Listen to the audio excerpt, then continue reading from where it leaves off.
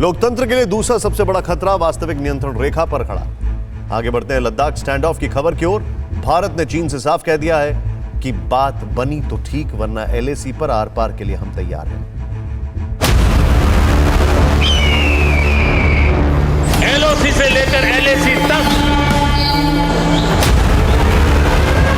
देश की संप्रभुता पर जिस किसी ने आंख उठाई उसका उसी की भाषा में जवाब दिया।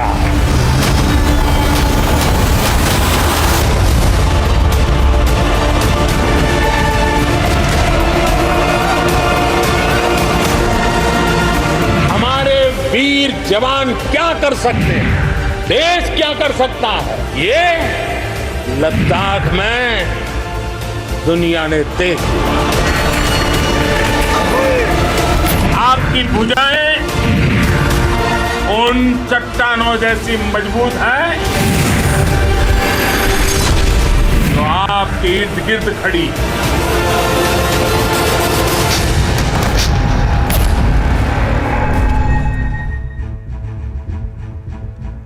जैसे जैसे सर्दी करीब आती जा रही है, एलएसी पर गतिविधियां तेज होती जा रही हैं। वजह यह है कि सर्दी से पहले चीन कोई गुस्ताखी कर सकता है। इस आशंका को लेकर दिल्ली में भी गतिविधियां तेज है। शनिवार को राजनाथ सिंह ने एनएसए अजीत डोभाल और तीनों सेना अध्यक्षों से मुलाकात की थी।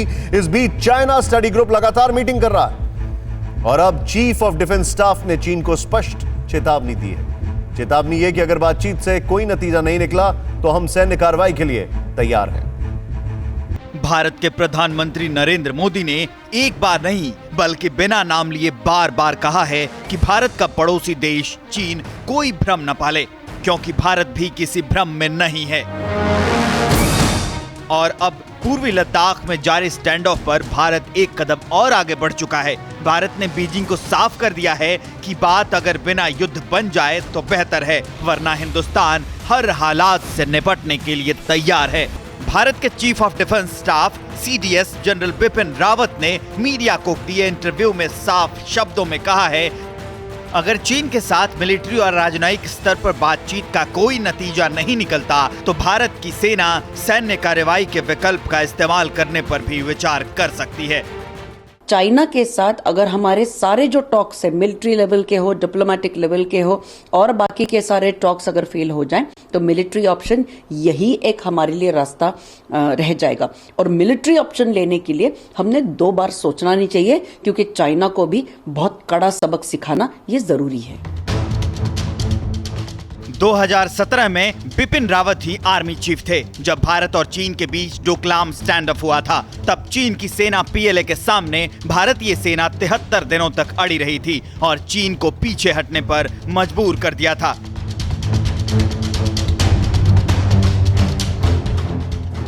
लेकिन वक्त गुजरने के साथ साथ पूर्वी लद्दाख में जारी स्टैंड ऑफ ज्यादा गंभीर होता जा रहा है।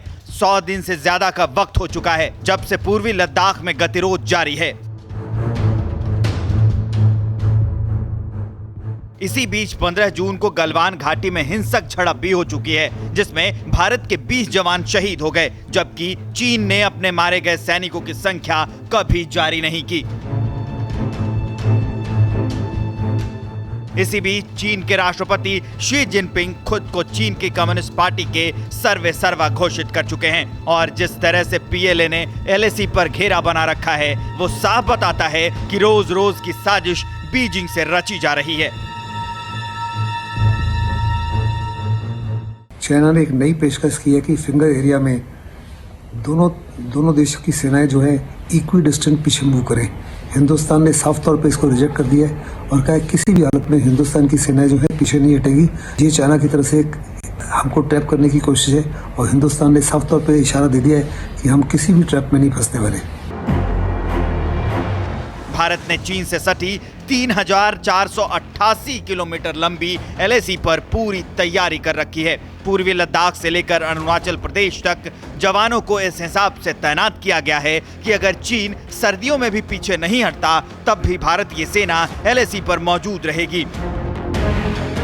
लेकिन चीन ने भारतीय सेना की नकल करनी शुरू कर दी है। पीपुल्स लिबरेशन आर्मी को विंटर गियर यानी सर्दियों में पहनने वाले कपड़े दिए जा रहे हैं और इसी से चीन की मंशा बहुत हद तक साफ होने लगी है, जिससे देखते हुए बिपिन रावत ने कहा है कि लद्दाख में चीन के अतिक्रमण के खिलाफ सैन्य कार्रवाई का विकल्प खुला हुआ है, लेकिन हम इसका इस्तेमाल तभी करेंगे जब मिलिट्री और कूटनीतिक स्तर पर बातचीत विफल हो जाती है।